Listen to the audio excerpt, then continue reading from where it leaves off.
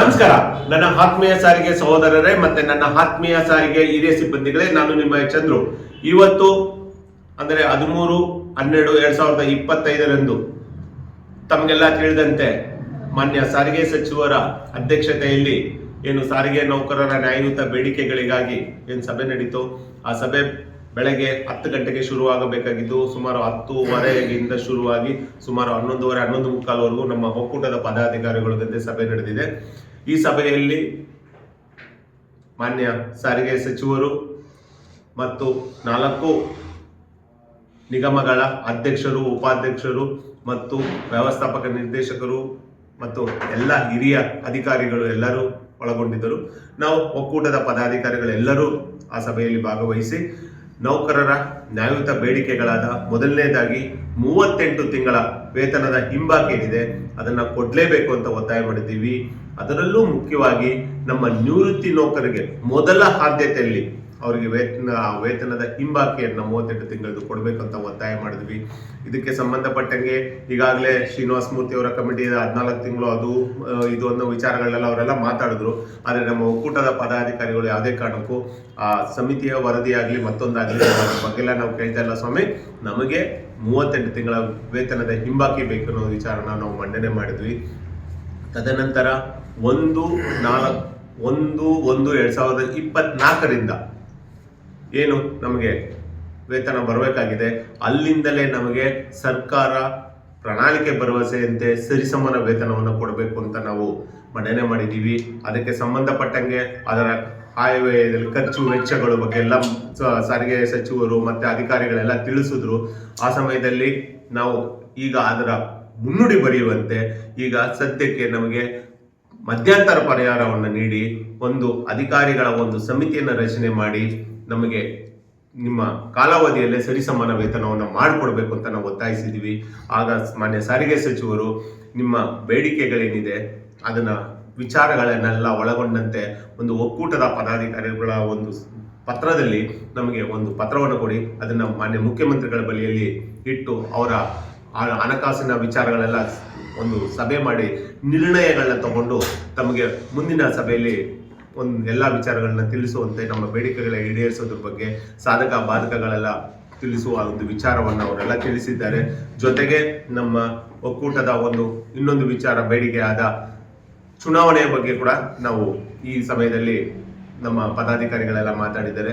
ಅದರ ಬಗ್ಗೆ ಚರ್ಚೆಗಳು ನಡೆಸುತ್ತೇವೆ ಅಂತ ತಿಳಿಯುವಂತ ವಿಚಾರವನ್ನು ಅವರು ಹೇಳಿದ್ದಾರೆ.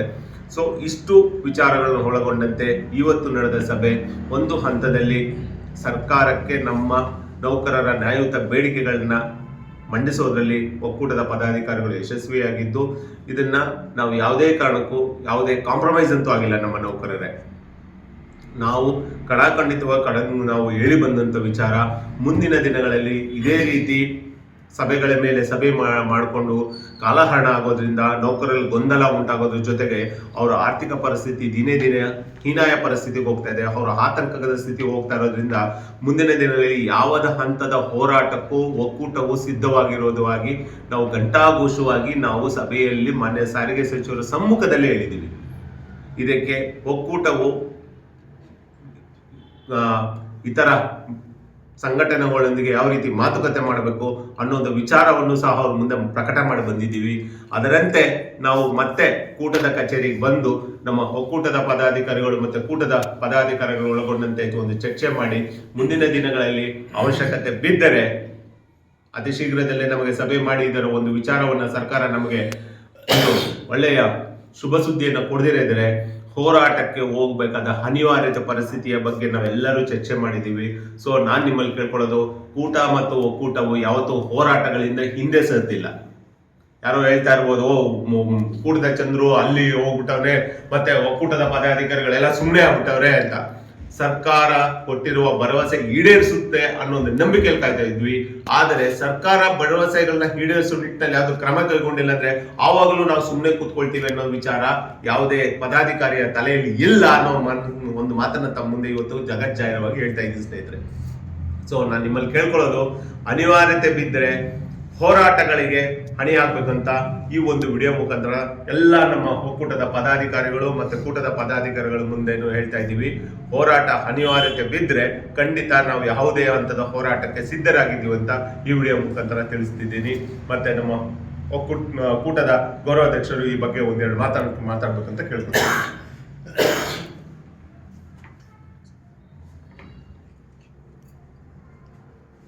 ಸ್ನೇಹಿತರೆ,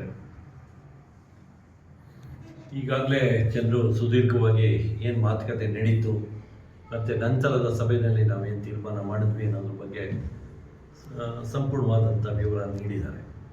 ಆದರೆ ಒಂದು ವಿಚಾರ ಮಾತ್ರ ನಾನು ಹೇಳೋದಕ್ಕೆ ಇಷ್ಟಪಡೋದಿಷ್ಟೇ, ಸರ್ಕಾರ ಹಲವಾರು ತಂತ್ರಗಳನ್ನ ಉಪಯೋಗಿಸ್ತಾ ಇದೆ. ಏನು ತಂತ್ರಗಳು ಅಂತ ಹೇಳಿದ್ರೆ, ನಾವು ಒಕ್ಕೂಟ ಒಂದು ಮಾತುಕತೆಗೆ ಹೋಗ್ತಾ ಇದ್ದೀವಿ, ಹಾಗೆ ಜಂಟಿ ಕ್ರಿಯಾ ಸಮಿತಿ ಮಾತುಕತೆಗೆ ಇನ್ನೊಂದು ಗುಂಪು ರೀತಿಯಲ್ಲಿ ಹೋಗ್ತಾ ಇದೆ. ಎರಡು ಗುಂಪು ಅಂತ ಅವರು ಸ್ಪಷ್ಟವಾಗಿ ತಿಳಿದುಕೊಂಡು ಅವರು ಅದರದ್ದು ಅಡ್ವಾಂಟೇಜ್ ತಗೋತಾ ಇದ್ದಾರಾ ಅನ್ನೋ ಒಂದು ಭಾವನೆ ಬರೋ ಹಾಗೆ ವರ್ತನೆ ಮಾಡ್ತಾ ಇದ್ದಾರೆ ಅಂತ ನನಗನ್ಸುತ್ತೆ. ಕಾರಣ ಏನಂತ ಹೇಳಿದ್ರೆ, ಇವತ್ತು ಟ್ರಾನ್ಸ್ಪೋರ್ಟ್ ಬೇಸ್ಡು ತೀರ್ಮಾನ ಹಲವಾರು ವಿಚಾರಗಳು ತೊಗೋಬೋದಾಗಿತ್ತು. ಬಟ್ ಆನೆಸ್ಟಾಗಿ ಇದ್ದಾರೆ, ನಿಜ. ಅವರು ಭಾಳ ಒಂದು ಆನೆಸ್ಟಿಯಿಂದ ನಮ್ಮ ಹತ್ರ ಕೂತ್ಕೊಂಡು ಸುದೀರ್ಘವಾಗಿ ಚರ್ಚೆ ಮಾಡಿ ಮಾತುಕತೆ ಮಾಡಿದ್ದಾರೆ. ಆದರೆ ನಮ್ಗನ್ಸೋದೇನೆಂದರೆ, ಸಣ್ಣ ಪುಟ್ಟ ತೀರ್ಮಾನಗಳೇ ಆಗಲಿ, ಇವಾಗ ಇದು ಮಾಡೋದು ಯಾವುದು ಚುನಾವಣೆ ಬಗ್ಗೆ ತೀರ್ಮಾನ ತಗೊಳ್ಳೋಕ್ಕೆ CM ಇಂದ ಅಭಿಪ್ರಾಯ ಏನು ಬೇಕಾಗಿರಲಿಲ್ಲ. ಅದನ್ನು ಕೂಡ ನಾವು ಅದನ್ನು ನಂತರ ಘೋಷಿಸ್ತೀವಿ ಅಂತ ಹೇಳ್ತಿದ್ರೆ, ಆದರೆ ಇದೆಲ್ಲ ನೋಡಿದಾಗ ನಾವು ಇಲ್ಲಿ ಬಂದು ನಂತರದ ಸಭೆಯಲ್ಲಿ ಇದು ಮಾಡಿರೋದೇನೆಂದರೆ, ಒಂದು ಡಿಸ್ಕಸ್ ಮಾಡಿ ತೀರ್ಮಾನ ಮಾಡಿರೋದೇನೆಂದರೆ, ಮುಂದಿನ ದಿನಗಳಲ್ಲಿ ನಾವು ಹೋರಾಟ ಅನಿವಾರ್ಯ ಆದರೆ ಹೋರಾಟ ಮಾಡೋಕ್ಕೆ ಸಿದ್ಧವಾಗಿದ್ದೀವಿ. ಈ ಬಗ್ಗೆ ಈ ಒಂದು ಜಂಟಿ ಕ್ರಿಯಾ ಸಮಿತಿ ಏನಿದೆ, ಆ ಸಮಿತಿಯವ್ರದ್ದು ಕೂಡ ಹೋಗಿ ನಾವು ಕನ್ವಿನ್ಸ್ ಮಾಡ್ತೀವಿ. ಈ ಸಂದರ್ಭದಲ್ಲಿ ಅದಕ್ಕೆ ನಿಂತ್ಕೋತೀವಿ. ಎಲ್ಲ ಕಾರ್ಮಿಕರು ನಮಗೆ ಈ ಒಂದು ಹೋರಾಟಕ್ಕೆ ಎದ್ದು ನಿಂತು ಬೆಂಬಲ ನೀಡಬೇಕು ಅಂತ ನಾವು ತೀರ್ಮಾನ ಮಾಡಿದ್ದೀವಿ ಅಂತ ಈ ಸಂದರ್ಭದಲ್ಲಿ ಈ ಮುಂದಿನ ದಿನಗಳಲ್ಲಿ ಯಾರೂ ಕೂಡ ನಿರಾಸೆ ಭಾವನೆ ಬೇಕಾಗಿಲ್ಲ. ನಮ್ಮ ಬೇಡಿಕೆ ಏನಿದೆ ಅದನ್ನು ನಾವು ಪಡಿತೀವಿ ಅನ್ನೋ ಒಂದು ಘಂಟಾಘೋಷವಾಗಿ ನಾನು ನಿಮ್ಮ ಮುಂದೆ ತಿಳಿಸಕ್ಕೆ ಇಷ್ಟಪಡ್ತೀನಿ. ಗೆಳೆಯರೆ, ಇವತ್ತು ಒಕ್ಕೂಟದ ಸಭೆ ನಡೀತು. ನಿಜ, ಸಭೆ ನಡೀತಾನೆ ಇದ್ದಾವೆ. ಆದರೆ ನೀವೆಲ್ಲ ಕಾಯ್ತಾ ಇದ್ದೀರಾ, ಏನಾಯ್ತು ಅಂತ ಹೇಳಿ. ಆದರೆ ಸರ್ಕಾರ, ಆಡಳಿತ ವರ್ಗ ಮತ್ತು ಅವರ ವಿಳಂಬ ನೀತಿ ಏನಿದೆ ಅದು ಮುಂದೆ ಹೋಗ್ತಾ ಇದೆ. ನಿಜ, ಅವರು ಪ್ರಾಮಾಣಿಕವಾಗಿ ಮಂತ್ರಿಗಳು ಸಭೆ ಮಾಡಿದ್ದಾರೆ. ಆದರೆ ಪರಿಹಾರ ನಾವು ಅಂದ್ಕೊಂಡಿದ್ವಿ, ಇವತ್ತೇ ಏನಾದರೂ ಒಂದು ಪರಿಹಾರ ಬರಬೇಕು, ಒಂದು ಮಧ್ಯಂತರ ಪರಿಹಾರನೋ ಇನ್ನೊಂದು ಅವ್ರ ಬಾಯಿಂದ ಬಡಿಸ್ಕೊಳ್ಳೋಕೆ ಇವತ್ತು ಭಾಳ ಪ್ರಯತ್ನ ಪಟ್ವಿ. ಆದರೆ ಅವರು ನೀವು ಏನು ಕೇಳ್ತಿದ್ದೀರೋ ಅದನ್ನ ನಾವು ಅಲ್ಲಿ ಕೇಳಿದ್ದೀವಿ, ಮತ್ತೊಮ್ಮೆ ಅದನ್ನ ಪರಿಷ್ಕರಣೆ ಮಾಡಿ ನಮಗೆ ಕೊಡಿ ಅಂತ ಕೇಳಿದ್ದಾರೆ. ನಾವು ಪತ್ರ ಕೊಡ್ತೀವಿ, ಇವತ್ತು ಒಕ್ಕೂಟದ ಪದಾಧಿಕಾರಿಗಳು ಚರ್ಚೆ ಮಾಡಿ ಪತ್ರ ಕೊಡ್ತೀವಿ. ಆದರೆ ಈ ನಿಧಾನ ಆದರೆ ನಮ್ಮ ಒಕ್ಕೂಟ ಹೋರಾಟಕ್ಕೆ ಹೋಗೋದಕ್ಕೆ ಯಾವುದೇ ಹಿಂಜರಿಕೆ ಇಲ್ಲ. ಅದನ್ನು ಎಲ್ಲವನ್ನು ಸೇರಿಸ್ಕೊಂಡು ಹೋರಾಟಕ್ಕೆ ಹೋಗ್ಬೇಕು ಅಂತ ತೀರ್ಮಾನ ಮಾಡಿದ್ವಿ.